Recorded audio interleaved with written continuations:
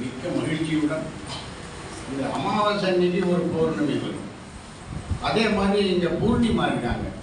என்ன இருந்தாலும் சளைக்கல, அவங்க பாட்டு அந்த ஒளி வீசிக்கொண்டே இருக்கிறார்கள். அப்படி அவர்களுக்கு முதலாக என்னுடைய வாழ்த்துக்களை தெரிவித்துவிட்டு என்னுடைய உரையை துவங்குகிறேன். எனக்கு மேடையிலே பேசுவது, செயல்படுவது, இதுக்கெல்லாம் காரணம் ஒரு 3 பேர் இருக்காங்க. அந்த 3 பேர்ல பி. வெங்கட்ராமன் ஐயா ஒருத்தர், எதுவெளி விஸ்வநாதன் ஒருத்தர், அடுத்ததா இருக்கிறது சொல்லருவி முத்து ஸ்ரீனிவாசன். இந்த 3 பேரை கூறாமல் என்னுடைய பணி துவங்காது. அது அப்படிதான். ஏன்னா ஏற்கனவே என்சி அவர்கள் சொன்னார்கள், பிபி அவர்களுடைய பெருமைகளை பற்றி சொன்னார்கள். நான் அனுபவிப்பவன், ஒன்றுமே இல்லைன்னா கூட சரி, அவர் கூப்பிட்டு நீ இதை செய் அதை செய் அப்படின்வாரு.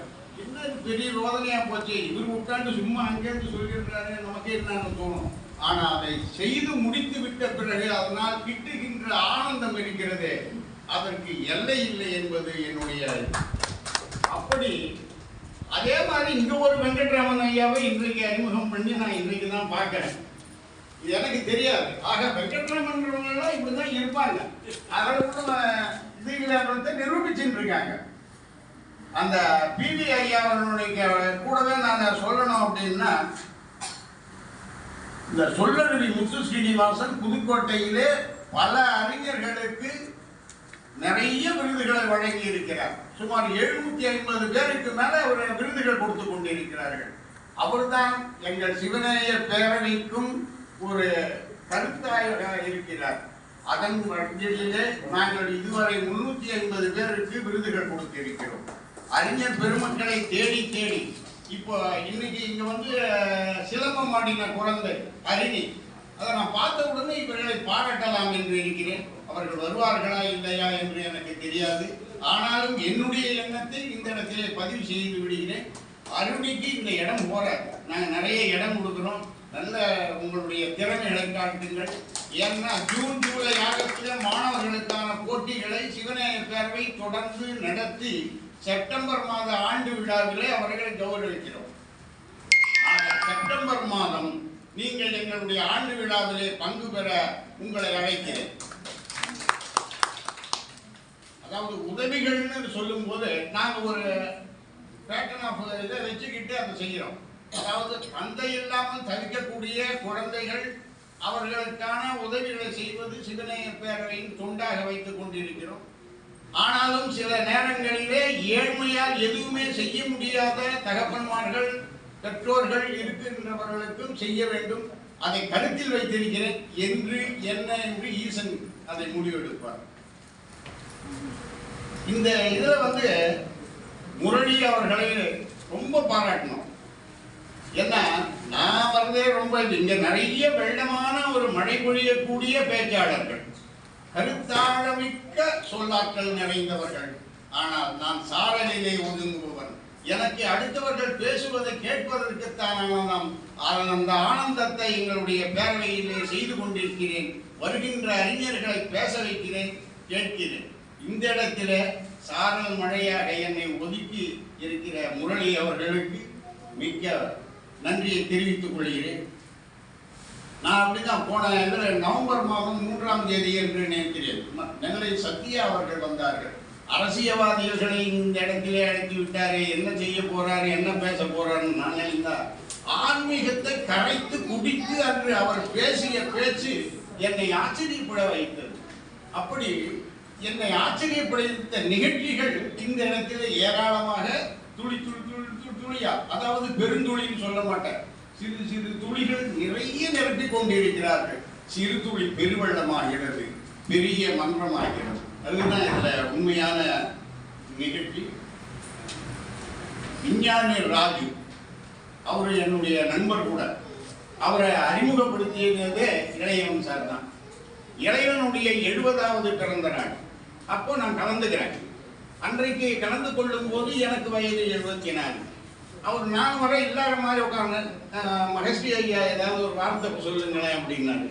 நான் மேடை ஏறி சொன்னேன், ஐயாவுக்கு 70, எனக்கு 74, அவரை ஆசீர்வதிக்கிறதுக்கு எனக்கு அந்த தகுதி இருக்கிறது என்று சொன்ன உடனே அவர் ஓடி வந்து கட்டிக்கிட்டார். அந்த மாதிரியான ஒரு பாசமிக்க ஒரு நண்பர். நான் எழுதுகின்ற சுப்பிரமணிய புஜங்கம் அதை தமிழாக்கம் செய்து நான் வைத்திருக்கிறேன். அந்த சுப்பிரமணிய புஜங்கத்தை அவர் படித்துவிட்டு சொன்னார், இது அருமையான, எத்தனையோ பேர் புஜங்கத்திற்கு பாடல்கள் எழுதியிருக்கிறார்கள், உங்கள் வரிகள் என் மனதை ஈர்த்திருக்கிறது, பூஜை அறையிலே தான் நான் வைத்துக் கொண்டு அதை படிக்கிறேன் என்று என்கிட்ட சொல்லும் போது எனக்கு எப்படி இருக்கும் என்பதை நீங்கள் யூகித்துக் கொள்ளுங்கள். உங்களுடைய எழுத்துக்களை சொல்லுவது மட்டுமல்ல, அதை சுகமாக சொல்லுவதுன்றது அவர்கிட்ட கை வந்த கலை. அவருடைய இது அத்தோட நிறுத்தில்லை. அவரை பற்றி நான் நிறைய சொல்லலாம். அவர் என்ன பண்றாரு, ஒவ்வொருடைய பார்க்கின்ற அத்தனை இளைஞர்களையும் அவர்களுடைய துடிப்புகளை உள்வாங்கிக் கொள்கிறார். ஏதோ பார்த்துட்டு இருக்காருன்றது கிடையாது. நீ இதை செய், நீ அதை சொல்லு, நீ இப்படி செய், நீ மேடையே, நீ பேசு, நீ சொல், இப்படிதான் சொல்லிட்டு இருக்காரு தவிர வேற ஒன்றும் இல்லை. அதெல்லாம் உள்வாங்கிதான் இந்த இலக்கிய சாரல கூட அந்த கவிதையில ஒரு பாடல் எழுதியிருக்கிறது. நான் பூரா படிக்கிற முதல் லைன் மட்டும், என்ன டைம் வேணும்.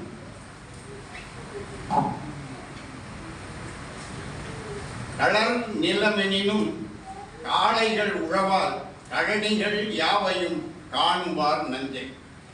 அதான் அதனுடைய முதல் இது மனசுல படுறது. அவங்க ஒண்ணுமே தெரியாது, வெறும் குரம்பு, அவங்களுக்கு எந்த வரைக்கும் என்ன பேச தெரியாது. இங்க சொன்னாங்க அந்த கிருத்திகான்னு நினைக்கிறேன் இல்லையா, ஆமா, அவங்க என் போன வாட்டி நான் சொல்லி கொடுத்து எழுதி கொடுத்தத பேசினாங்க. இந்த வாட்டினும் போது அவங்க பாட்டு மடை திறந்த வெள்ளம் போல பேசுறாங்க. வெற்றி எட்டுறது, கைவிட்டு கை வெட்டினாலும் எட்டுவது வெற்றியாக இருக்கட்டும்னு அழகா சொன்னாங்க. இந்த மாதிரியான ஒருத்தரை ஊக்குவிக்கின்ற ஒரு மன்றமாக இது இருப்பது எனக்கு மகிழ்ச்சியாக இருக்கிறது. அந்த காளைகள் உழவால் கழனிகள் யாவையும் காணுவார் நஞ்சை. அது புறம்பா இருந்தா கூட அதை உழுது செப்பனிட்டு அதை நஞ்சை நிலமாக இது பண்ணி அந்த வளத்தை கொண்டு வந்து தருகின்ற பாங்கினை செய்தவர் இளையவன் ஐயா அவர்கள்.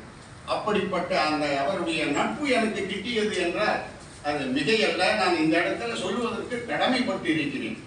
ஒவ்வொரு வரியாக நான் இந்த மாதிரி ஒவ்வொன்றா சொல்லி கொண்டு போகலாம்.